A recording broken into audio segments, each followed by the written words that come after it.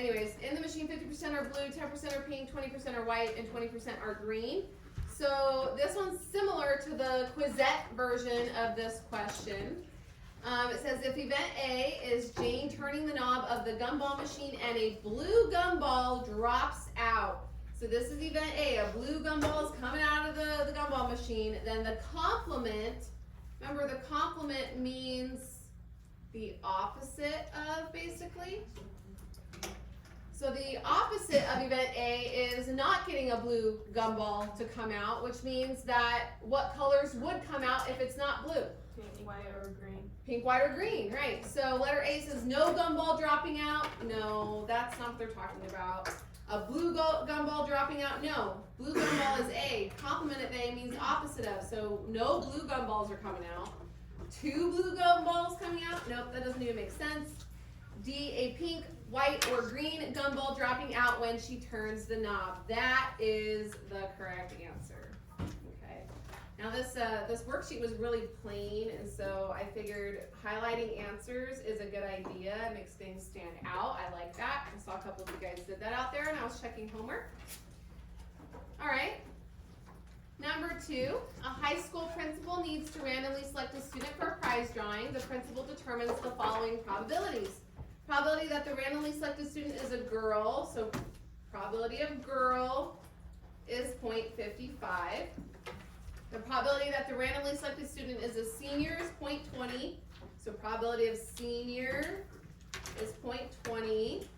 The probability that the randomly selected student is both a girl and a senior, so probability of girl upside down U and S is equal to 0.11. Select all true statements. Anytime it says select all, that means there will be more than one option, So the first option there, letter A, says the probability that the randomly selected student is a girl, given that the student is a senior, is the same as the probability that the student is a girl. So let's test out letter A. Probability that a randomly selected student is a girl, given they're a senior, is the same, so equals the probability that the student is a girl. I'm testing this out. And if you look at the board on your left, that is the independence test. Probability of A given B equals probability of A. So I'm testing independence. Testing independence. Okay? So we're trying to see if they're independent or not. Basically is what letter A is saying. So let's see if this is true. Let's see if they are equal. So probability of G given S, well, that means that the given is always where? Bottom. In the bottom, in the denominator. So that's S. Probability of S is 0.20, so that goes in the denominator. The numerator is G and S. G and S they gave us is 0.11. And then equals probability of G. Probability of G they gave us is 0.55. So I'm testing to see if this works. So I just need to type in the calculator 0.11 divided by 0.20. And it does equal 0.55. So this is true. So these are independent events. So A is true. So I'm going to select A. But remember, select all means more than one is going to be correct. So we got to keep looking. So then the next one, letter B, it says the probability that the randomly selected student is a senior, given that the student is a girl, is the same as the probability that the student is a senior. So now I'm testing out letter B, and I'm looking at the probability that the randomly selected student is a senior given girl, so S given G, and it should be the same as, so equal to the probability that the student is a senior, so probability of S. So notice A and B are very similar. They're using the same letters, but in a different what? Order. The order's different. So if G and S are independent in A, S and G should also be independent. It should work. So let's test it out. S given G. The given goes where? Bottom. In the bottom, and that's the G. So probability of G is 0.55. The numerator has to be S and G. Well, that's 0.11. And probability of S is 0.20. So 0.11 divided by 0.55 is what we gotta test. And we do get 0.20. So these are equal, so this verifies that these events are independent, for sure. So we know that they're independent, which means they are not what? They're not dependent. Because we know that they're independent. They cannot be both things. It's either one or the other. Okay, so B was true because that statement was true. So letter C, randomly selecting a girl for the prize drawing and randomly selecting a senior for the prize drawing are two dependent events. Well, we already know right now that they are not dependent, they are independent. So we know that C gotta be out of the question. They can't be both things. And then letter D, randomly selecting a girl for the prize drawing and randomly selecting a senior for the prize drawing are two independent events. Yeah, we just showed in A and B that they're both independent, so D is true. Yes, Brian? Why is the 0.11 above the 0.55? What was that? I kinda got confused on whether B 0.11 over 0.55. Okay, so you know how the given information goes in the bottom? Yes. So the given is girl, well, probability of girl is 0.55. And then the numerator has to be S and G. Well, S and G is the same as G and S. Okay. So it's 0.11. That's where that came from. Oh, okay, so I've been putting the, well, if it's S, I would have put 0.20, that's why. Oh, no. So for the conditional probability, if you look on the board, under conditional probability in black, it says probability of A given B equals the probability of A and B all over probability of B. Oh, okay. So the numerator is always the both. Okay. Any other questions? Okay, so that's number 2. Number 3 says for events A and B, the probability of A is 0.50, probability of B is 0.30. If A and B are independent events, so they're telling us that they are independent events, then what is the value of the probability of A and B? What does and mean to do in probability? Multiply, right. So that means that probability of A and B should equal the probability of A times the probability of B. Hold that thought. Oh, someone's leaving me. Miss Garcia. Hey, Kathy. Sure. You're welcome. Maya, it's for you. And this video will be posted on Google Classroom. Have a good weekend. Thanks. Alright, so probability of A is 0.50. Probability of B is 0.30. Well, what's 5 times 3? 15. So this is 0.15. Which means that this is A.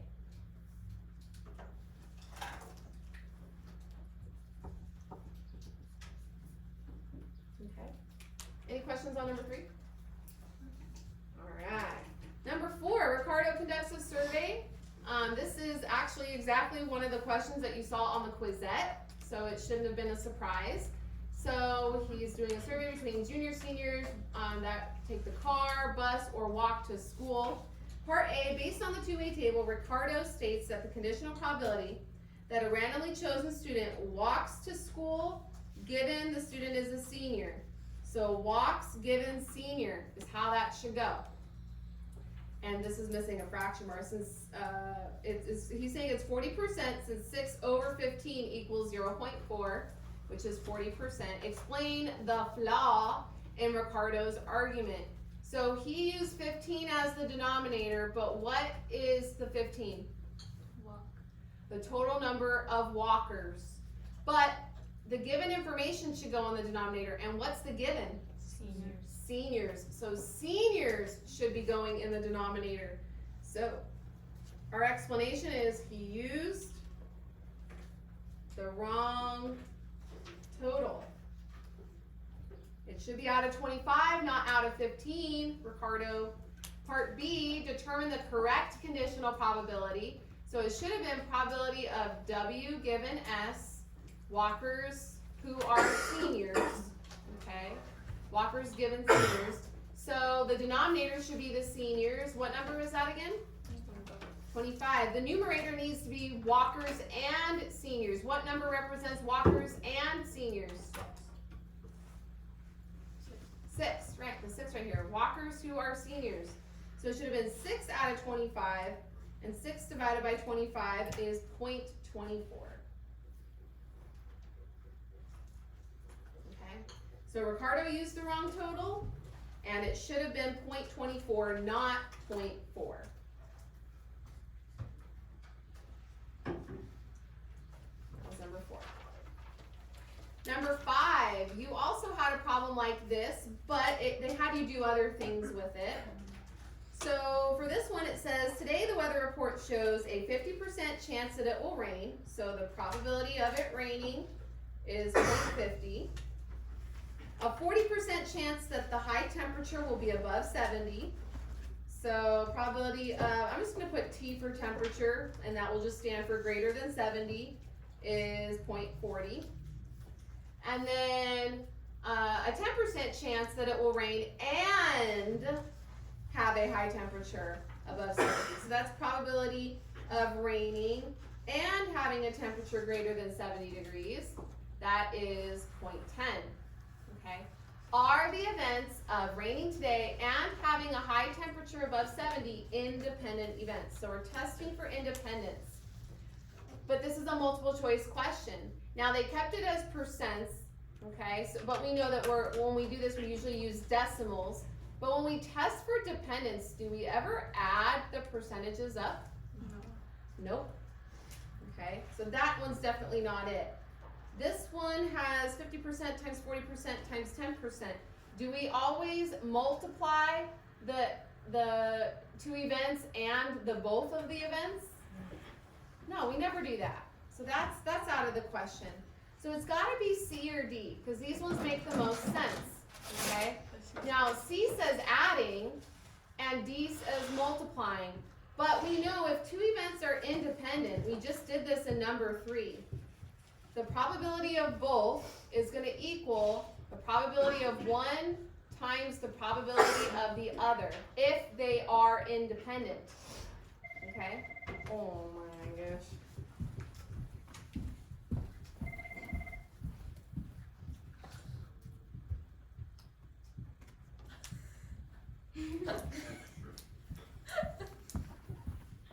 I don't even know what to say. Okay, so anyways, if these are independent, let's test this out. It would be 0.10 should equal 0.50 times 0.40. Well, what is 5 times 4? 20. So 0.10 definitely does not equal 0.20. So these don't equal. So is it C? No. They're adding, first of all. So that one should have been out of the question also. But D is true because it is no, they're not independent because it doesn't work. 50% times 40% does not equal 10%. It equals 20%. So D was the correct answer there.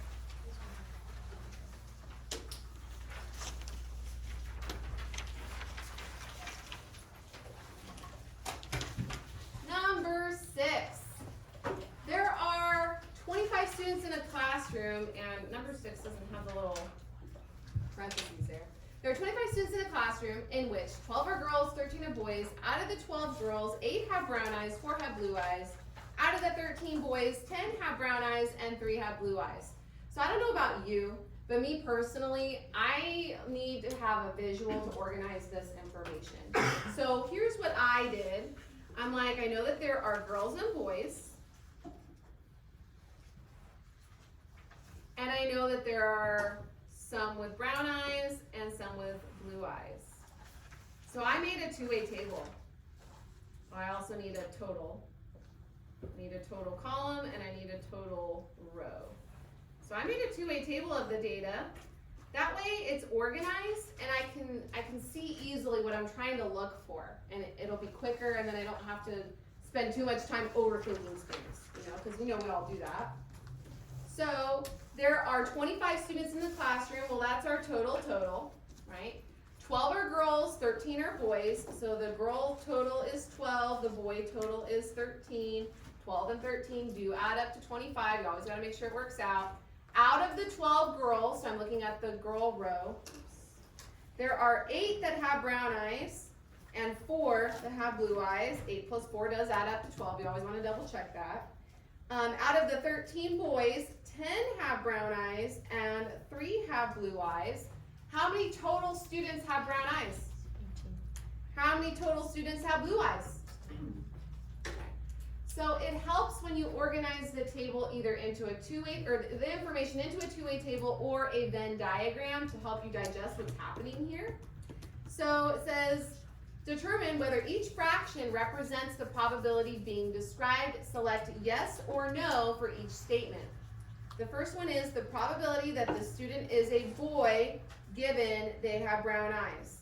So probability of boy given brown eyes. I'll write out the brown and the blue since they both start with the letter B. This B will just stand for boy. So boy given brown eyes, well, where does the given information go? Bottom. In the bottom, okay? How many total students have brown eyes? 18. 18. How many of those brown-eyed students are boys? 10. So it should be 10 out of 18, which also would reduce to 5 out of what? 9. Is that what this is? No. No, 10 out of 13 is wrong. So that one's a no. Okay. The next one is the probability that the student is a girl. So probability of girl given that they have blue eyes. So girl given blue. Where does the given information go? The bottom. The bottom. How many students have blue eyes? 7. 7. So the denominator should have a 7. How many of those 7 students are girls? 4. 4. Oh, that is exactly what they have here. So that's a yes. Okay. And then the probability that the student has brown eyes. So probability of brown eyes given that they're a girl equals, they're saying 8 over 25. Where does the given information go? The bottom. The bottom. How many girls are there? 12. 12. So 12 goes in the bottom. How many of those 12 girls have brown eyes?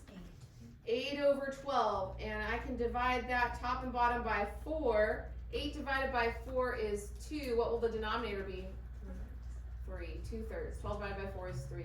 Well, 2/3 is definitely not 8/25, so that's a no. So it was no, yes, no. No, yes, no. Number 7. A random group of people were surveyed in order to better understand their habits while watching television. The findings of the survey were the probability of a person eating while watching television is 52%.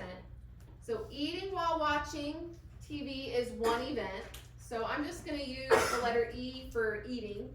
So probability of eating is 52%. So as a decimal, that's 0.52. The probability of a person talking on the phone while watching television.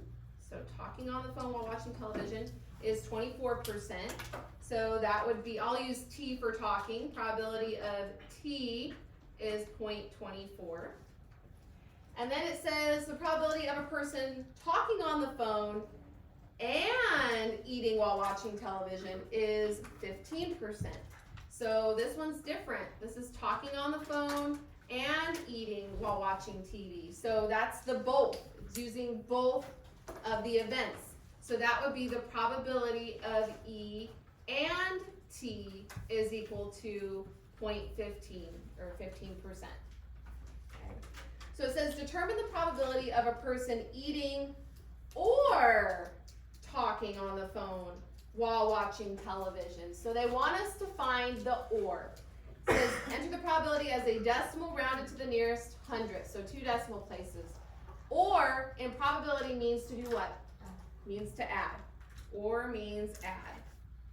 So that means we're using the addition rule. If you look in green on the board over there to your left, the addition rule says probability of A union B is equal to probability of A plus probability of B minus probability of A and B, the overlap, because you don't want it to be counted twice. So the probability of E or T is going to equal the probability of E plus the probability of T minus the overlap, probability of E and T, because if you add up the two bubbles, the overlap gets counted twice, so you have to discount the extra, you have to subtract off the extra. So probability of E is 0.52 plus probability of T is 0.24 minus the overlap section is 0.15. So 0.52 plus 0.24 minus 0.15 is what we gotta do. 52 plus 0.24 minus 0.15. That's why I love this calculator. I can do it all in one whack. It equals 0.61.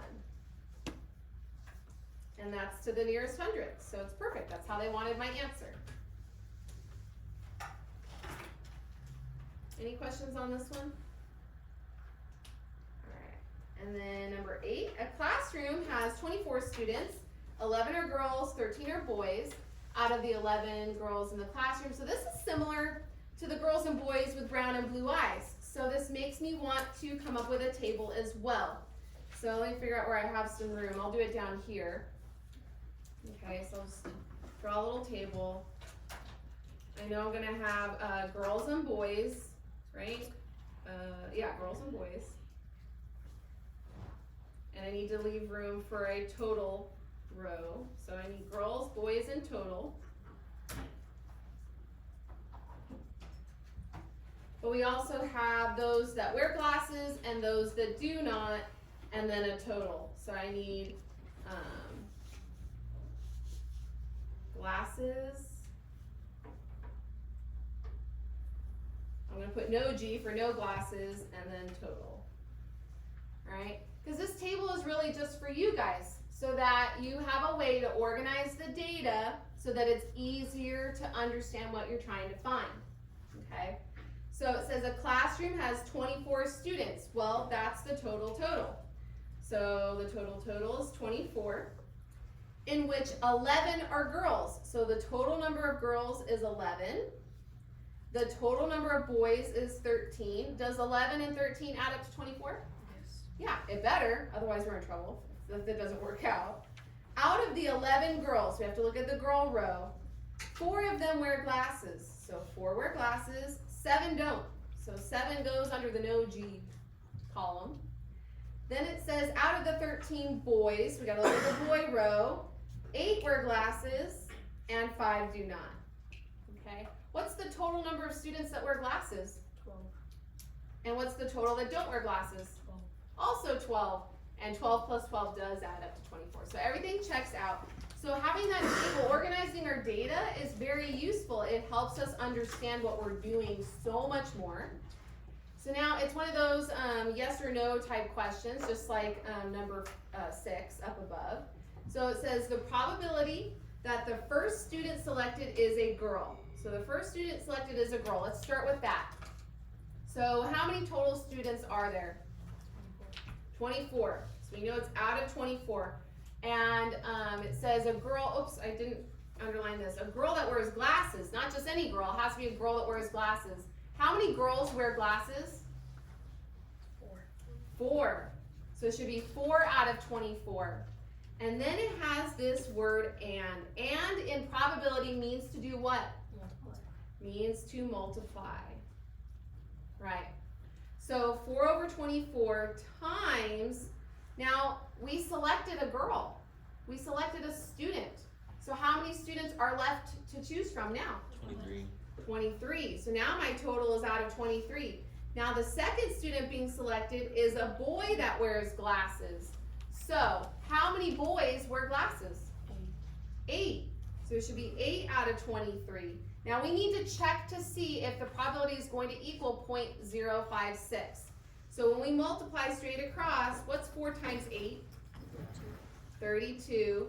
Now I don't expect you to know 24 times 23 off the top of your head because I don't know that one either. 552. So 32 divided by 552, if I round this out to 3 decimal places like they do there, it would be 0.058, right? So I'll put this over here, it's 0.058. Now it's close, but are these the same? No. No. If it's going to be the same, it's going to be like exact, okay? If it's gonna be a yes or no, it's gonna be a clear yes, okay? All right, so there's the first one. The second one is the probability that the first student selected is a girl that wears glasses. So girl that wears glasses, so we've got 24 students. How many are girls that wear glasses? 4. And there's that word and again, so we gotta multiply. The second student is a girl that wears glasses. Okay, so we selected a student. So now, how many students are left? 23. And we already selected a girl that wears glasses. So now, how many girls that wear glasses are left? 3. So now we have to multiply these numbers. 4 times 3 is 12. We already know what 24 times 23 is. What is it? 552. So 12 divided by 552 to 3 decimal places is 0.02. What would that be? 2. So 0.022, which is exactly what they have there. So this one's a yes. And then the last one, it says the probability that the first student selected is a boy that wears glasses. So there's 24 students. How many of them are boys that wear glasses? 8. Right? Times, because it says and, the second student selected is a boy that does not wear glasses. Well, now how many students are left to choose from? 23. And how many of those students are boys that don't wear glasses? 5. So what's 8 times 5? So we have 40 out of what? 552. So 40 divided by 552 is 0.07. What would the third number be? 2.072. Is that what they say it's supposed to be? Yes, it is. So that's a yes. Okay, so it was no, yes, yes. Any questions on that one? It helps to come up with a table, doesn't it? Yeah, so I recommend if you're able to do it, it will really help you understand what the question's asking. All right, a video game store receives 10 promotional action figures depicting characters from a popular video game. The store's display rack has room for 4 figures, so they can only display 4 of the 10 action figures, okay? So we know that 10 must be the N and 4 must be the R. How many different ways can the promotional action figures be arranged? Box the word arranged. This is an arrangement. Permutations are arrangements because arrangements are where order matters. Combinations is just how many different combos can you make. That's not what this is asking. This is asking to arrange some figures. Okay, so this is a permutation. So you got to look for those keywords. You're either going to clearly be able to tell that order matters or not, or it'll throw in words like arranged. It's arranged, so it's got to be a permutation. Okay, so the formula for permutation is NPR, and that goes N factorial over N minus R factorial. So how would I set up my NPR? 10P4. So that would go 10 factorial over 10 minus 4 factorial. What is 10 minus 4? 6. So it would be 6 factorial. And then on the numerator, I will just go 10 times 9 times 8 times 7, and I'll stop at the 6 factorial, because now what happens to the 6 factorial? Cancels out. So then all you have to do in your calculator is multiply those 4 numbers, 10 times 9 times 8 times 7. And that equals 5,040, 5040. So the answer was C.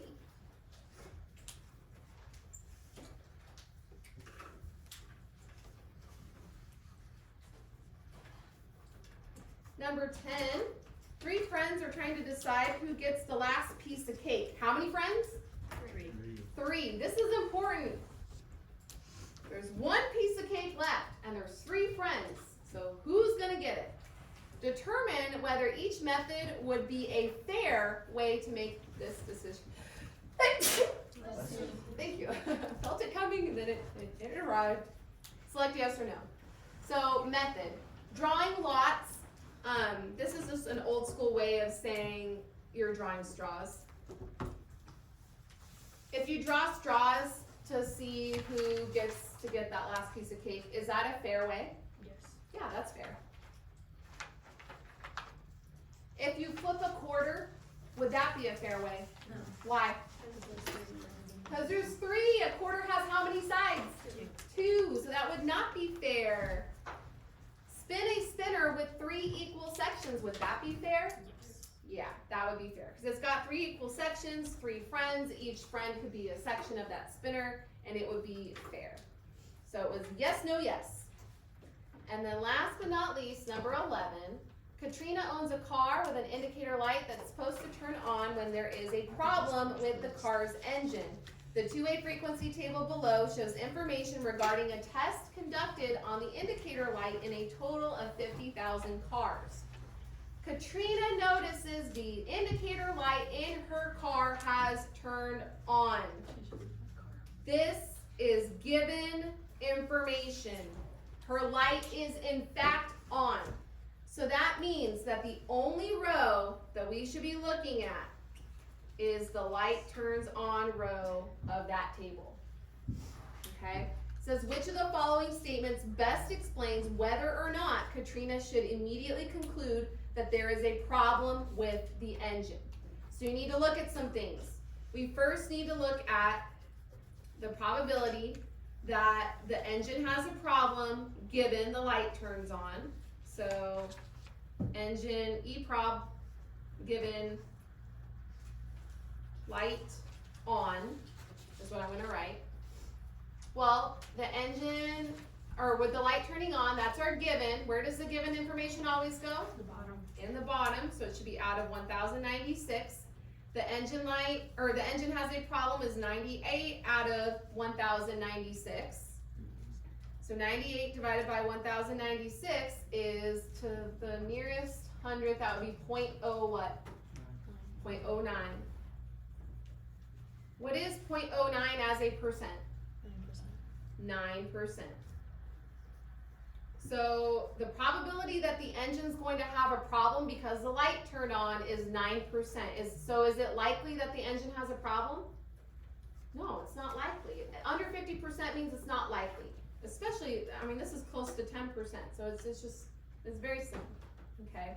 All right, the other thing we gotta check is on the flip side, the engine does not have a problem given the light turns on.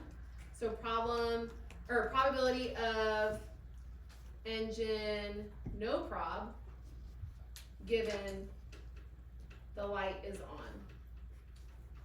So no engine problems given that the light is on. Where does the given information always go? The bottom. So the given is the 1096, the light's on, and we need to look at the engine not having a problem with the light on. That's 998. 998 out of 1096 is 0.91. What percent is this? 91%. 91%. So is it likely that the engine doesn't have a problem? Yeah, with the light turning on, the likelihood of the engine not having a problem is high. Okay, so knowing that, now we can answer which one of these is the best option. So remember the question is, which of the following best explain whether or not Katrina should immediately conclude that there is a problem with the engine?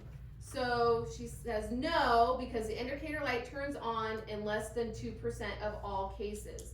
Well, for engine problems, we got 9%, not less than 2%. So is this true? No. No, this is not true. Letter B, yes. So she's concluding that there is a problem with her engine because the probability that the engine has a problem and the light turns on is 98%. Hey, we got problem, light turning on, as 9%. Is this true? No. No, not true. So yes, the engine has a problem because the indicator light turns on in 98% of cases where the engine has a problem. 98% of cases the engine has a problem? Didn't we get 9%? So is this true? No. No. No, because the probability that the engine has a problem, given that the light turns on, is less than 10%. The problem, was it less than 10%? Yes. Yeah, it was 9%. So D is the only viable option. It is true. Okay. Alright, so what I want you guys to do with that is I want you to go through the ones that you struggled with and make sure that you revisit them and make sure that you correct or fix them if you haven't done that already. That's just your homework. We are going to have a stations activity next week that's going to be doing a lot of these problems. So become familiar with them so that when you see them again, you'll know exactly what you need to do. Because you won't be able to have your notes out when you do that stations activity. Alright? We've got 10 minutes left, so it's not enough time to play a GIMP kit. And the air is still not working. So most likely I'll be in the W's this afternoon if you need me, okay? Yeah, it's not working. Nope, I have 3 left.